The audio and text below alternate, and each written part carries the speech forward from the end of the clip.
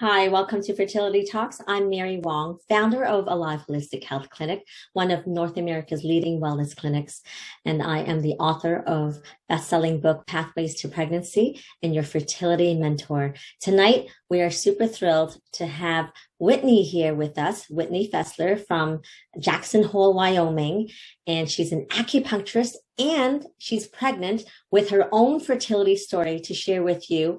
And she got vaccinated, and you went from a no to a yes. So we want to hear all about this because for all those that are watching in Canada, we are behind with regards to vaccinations compared to the US.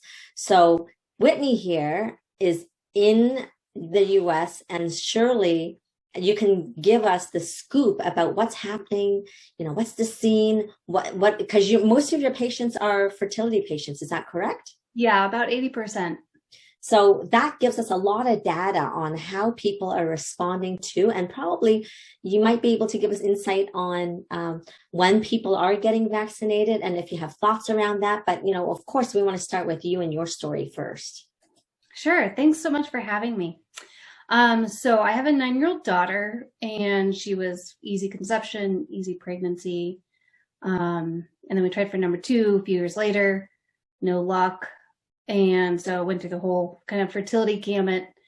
And then ended up having an early miscarriage a couple of years ago. And we thought, okay, we're done. And then we got a little surprise in January of this year. So very excited. But definitely concerned about COVID because... Okay, wait. I want to dial this back a moment. Sure. Because you told your story like it was nothing. Yeah, it certainly wasn't nothing. Right? So yeah, let's just get into the depths because you know what?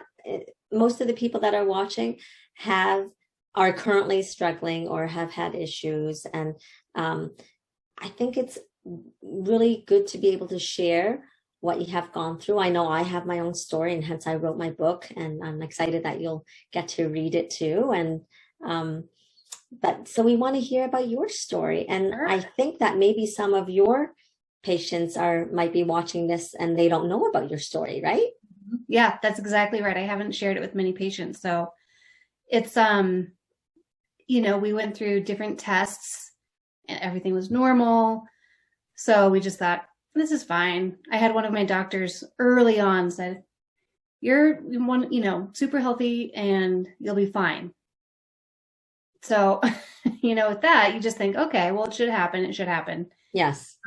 We tried a few Clomid, Femara, no luck, but my cycles were regular. So there was no explanation. So it was considered secondary unexplained infertility. We did a couple rounds of IUI, some medicated, some not. But in the end, we just, it didn't work. But because of all of those things, it made me realize that a lot of women that either don't know the system or they don't know their bodies well enough. And so I thought if there's anything I can do to empower women and couples and give them sort of a roadmap of what to expect if they're going through fertility, then that would be great. Mm-hmm. So we kind of got to the point of IVF and we thought, it's so expensive. We have this wonderful daughter who's healthy. We could take that money and travel, which we love to do, or any number of things. And there's no guarantee with IVF, as we know. Right.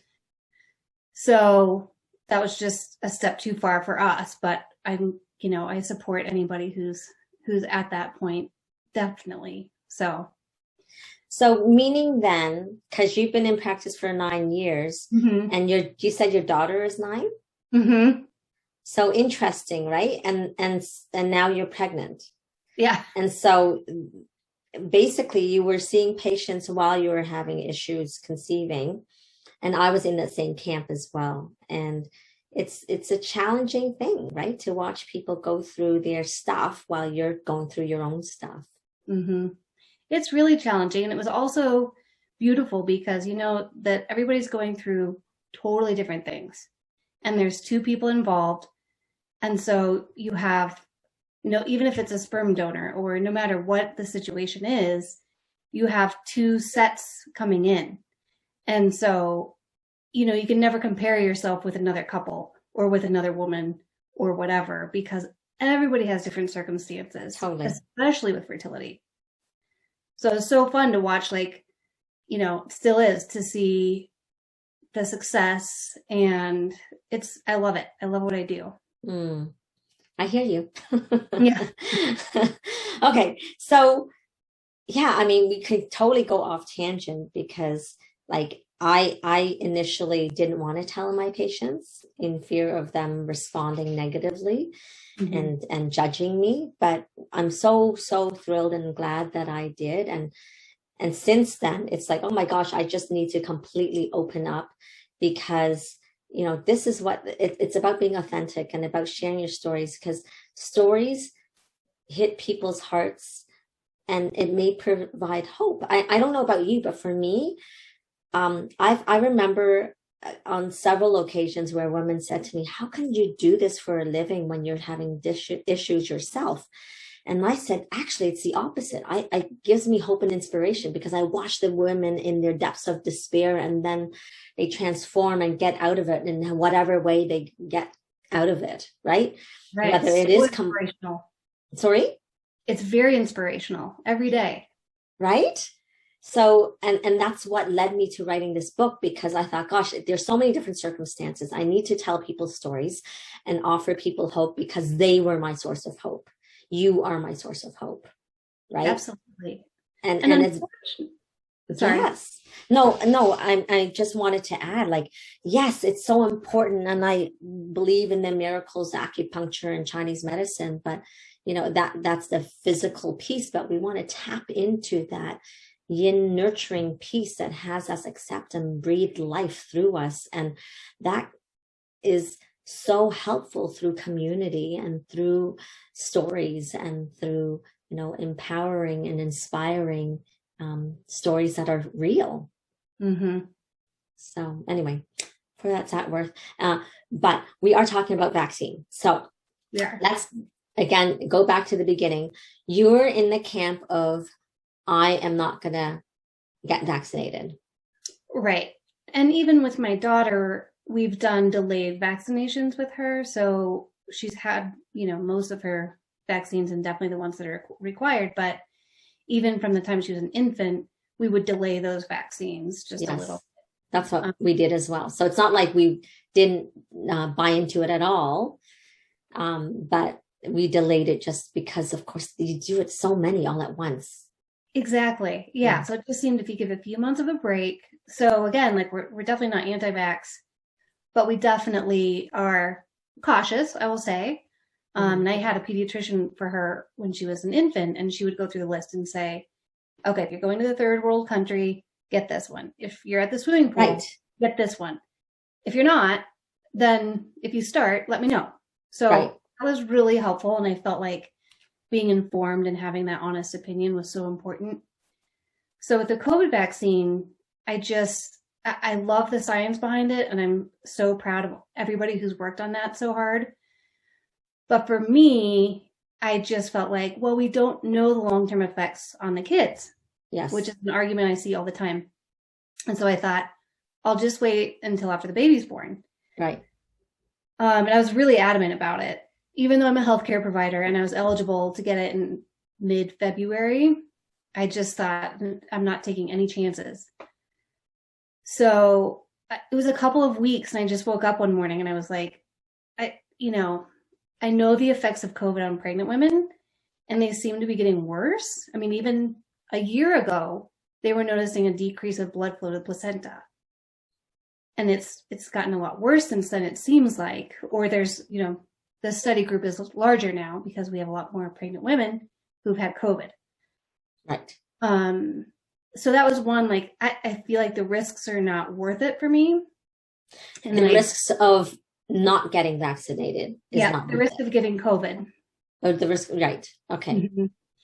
So I did a deep dive on the vaccine, and I have a pretty strong science background. And so I know all about mRNA, but I thought, I don't understand how that works in a vaccine.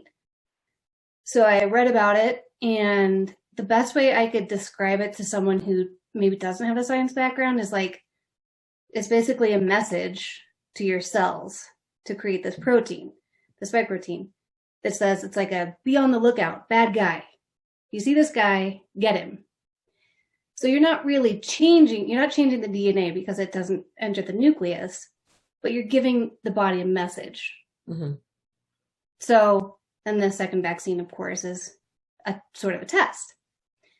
So I thought of it that way. And I thought, well, it's not, it's degraded quickly. It doesn't enter the nucleus. It's not going to cross the placenta. So it seems fairly safe. Yes. So then you decided to do it. And how far along were you when you actually did it? The first dose was at 14 weeks. Okay. And the second was 17. All right. And did you have any side effects? Sore arm.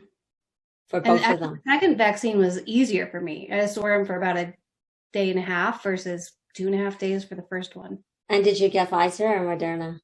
Pfizer. Pfizer. Okay. Most people are getting that. So that's interesting because, of course, the myth and what the talk is, the second vaccine is worse and you can get really, really sick. Right? So again, you guys are ahead of the game. So can you report as to what's going on with your own personal patients and where are they when they're getting vaccinated? Are they safely getting vaccinated, let's say in the luteal phase when they're trying to conceive, like in, after ovulation, after they've tried to conceive naturally? Or the other one is, there's a question of actually specifically a woman who is considering doing a frozen embryo transfer, but using natural using natural FET, meaning instead of using drugs like estrase to prevent ovulation, they're just going to watch her menstrual cycle, get to ovulation, and then add in the progesterone. So then there's a fear that it's going to impact her menstrual cycle in that natural cycle. And what if she doesn't ovulate at all if she gets vaccinated? Right? Right. And like you and Dr. Sharma were discussing last week, anything can throw off ovulation. Stress, travel, poor sleep for too many nights, diet. So, that hasn't been a big argument for me. I think if you have the opportunity to get it, regardless of where you are, to get it. So that's interesting because again, though, if the fear is that, let's say this menstrual cycle, I'm going to do my frozen embryo transfer, but then I get my vaccine right then and there, then what if this cycle that I'm supposed to do an embryo transfer, I don't ovulate? Right. Do you get the dilemma? Do you know what I mean? Yeah, it's a total dilemma. And I fully support anybody, regardless of their decision, as long as it's an informed decision and not, some sort of hype that they're reading or listening to. And, if you feel that way and if you're concerned about it, then definitely wait a cycle, because sometimes just the stress of worrying is worse than anything else. So if you can wait another cycle, get the vaccine, wait a cycle, or conversely do the cycle, get the vaccine later, that's fair enough. It's within a couple weeks or a couple months. So then in again, the practical piece of all this is, have you seen people in every stage getting the vaccine? Yeah, mostly I'm seeing women getting it while they're trying to conceive. Okay. And it doesn't matter where they're where they are in their cycles trying to conceive, whether they've already tried to conceive and then got their shot. Have you seen that before? Like in the 2-week wait, for example, are people getting the vaccine? I have not seen anybody get it in the luteal phase. Okay. Just sort of out of timing, I suppose, not necessarily because they didn't want to. Mm-hmm. And so people try and conceive whether it's naturally or they're doing IVF cycles or, medicated cycles, whatever. They're getting it when they get it, whenever I haven't seen any, difference in getting it, your follicular phase or 3 weeks after embryo transfer or anything like that. I've seen no difference. So. Okay. So meaning no negative consequence in your practice, right? So it's so heartening to hear this because, of course, everything's hypersensitized when we're dealing with news and media. you're only going to get the worst of the worst cases. And I get the fear. Of course, I had it myself when I went, right? And I explained that. But, Right.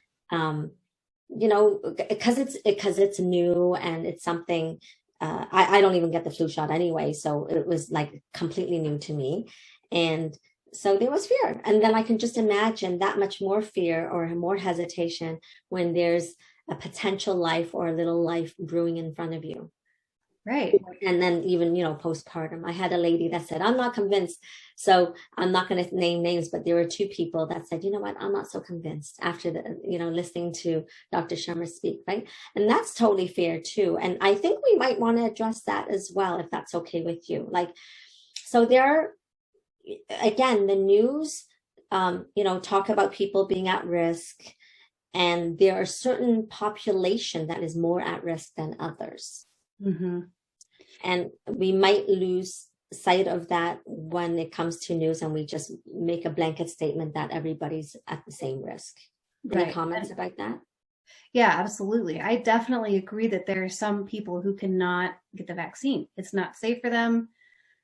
Lots of different reasons why. Some people are just extremely sensitive. Some people anaphylaxis to other things, not to the COVID vaccine. But historically, they're just very sensitive. Yeah. And to me, that's another big reason why those of us who seem to tolerate those, well, should get it to protect those people as well.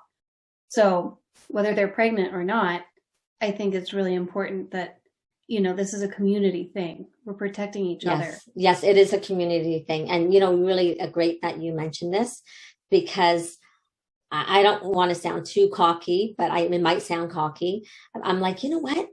Because like literally, I can probably count it on one hand how many flus I've had in my life.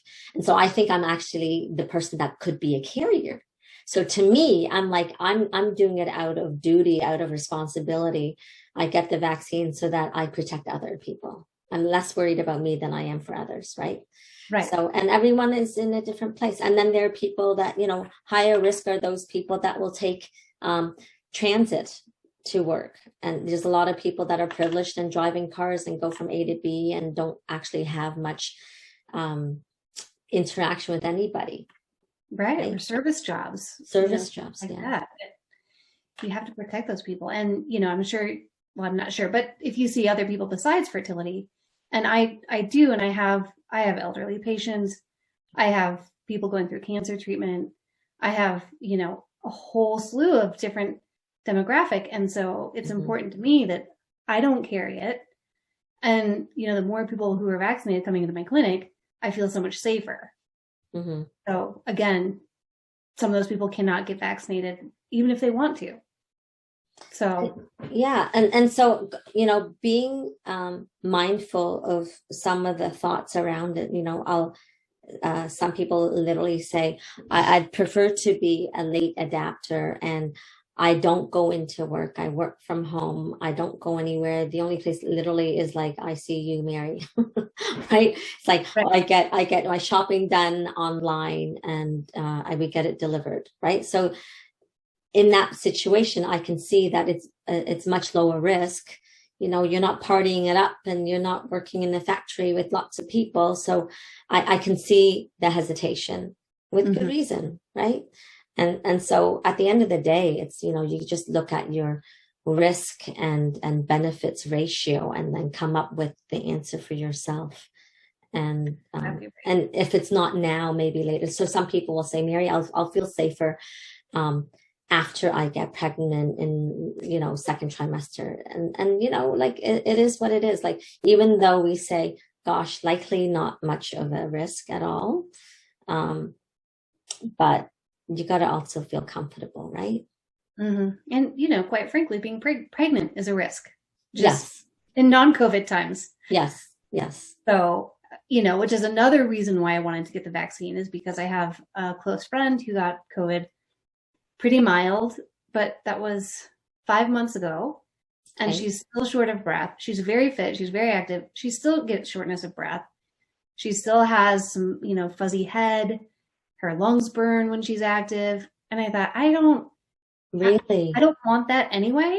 but definitely not pregnant. I already can't breathe when I walk up the stairs. That's right. So that's a really good point. So we need to address that. Pregnant women, they get short of breath very easily. Right. Right. So you don't want that kind of risk for sure. Yeah. Mm-hmm. So true. Yeah. And so does your friend, does she have any kind of predisposed health condition, or is she completely? No, she's totally healthy. Yeah. But you just have no idea how it's going to go. I have a 80-something-year-old woman, and she was very fearful of getting COVID. She is from Iran, and her two cousins in Iran actually passed away from COVID. But when I asked her in those two cases, two things, they were both elderly and both actually had cancer of some sort. So it makes full sense that, they was that extreme and they passed, right? So she herself, she had some immune compromise, but she did contract COVID back in January, and she just started to come back in April and saying, Mary, I had it, it's done, but I'm just so fatigued, right? So we've been treating her weekly, and thankfully, like, the acupuncture actually has been helping. And today she came and she says, you know what, I'm 80% better. So, there are real consequences, but we just don't know how it's going to hit each individual, is the moral of the story. Right. And obviously we know that if you have comorbidities, you're at a higher risk. Yeah. But some people with comorbidities do fine, and some perfectly healthy people do not. And I'm not really interested in finding out how I do. Right. So that's your personal risk tolerance. Yeah, absolutely. Yeah. So at the end of the day, it's like, you get to choose, and, what is best for you, your family. And that's that, right? Yeah. And I just, most importantly, I feel like it's important for people to be informed. And it's, especially in the States, it's become so politicized that I think people have lost track of the actual science and the studies that are not biased. And so I think it's important to make informed decisions when you're going to decide to get it or not. I think I cannot stress that enough, Thank you. That's great. Any other words of advice, or never mind COVID, just like even the journey itself of, I think I just dropped your book. I think my biggest piece of advice in the fertility world is to be your own advocate, whether you're seeing us for acupuncture or herbs, supplements, whatever, or, a fertility doctor, whatever, all of us, just be your own advocate. And again, do your research, be informed. I think it'll help you on the journey, and it'll be really important. So 100%. I can't agree with you more. So thank you so much, Whitney. And thank you so much for having me. Absolutely. So this is informative, and we'll keep sharing, and share with all your patients so that they learn a little bit more about you too. I will. Hope you stay healthy. So thanks, guys, for joining up. And tomorrow night, just so you know, I'm going to be on Book and Brunch, BOOKN Brunch. And if you look online, it's bookandbrunch.com. I think it's event number 244. And you can join us. It's a 2-hour thing. I'm volunteering my time again. And it's talking about my book. So you don't actually have had to read the book to join, but certainly you come with your story, and you can watch as a voyeur, or you can fully participate and share your story. And it'll be a hopeful, inspiring evening. And I'll, share with you some of my personal thoughts around fertility, and go from there. It'll be really great. And so I hope to see you there as well. And I will not be doing fertility talks next week, but I have now 189 videos. So please peruse, and there's like topics on everything. So go to Meet Mary Wong on YouTube, or go to marywong.life, my website, and the videos are all there as well. Okay.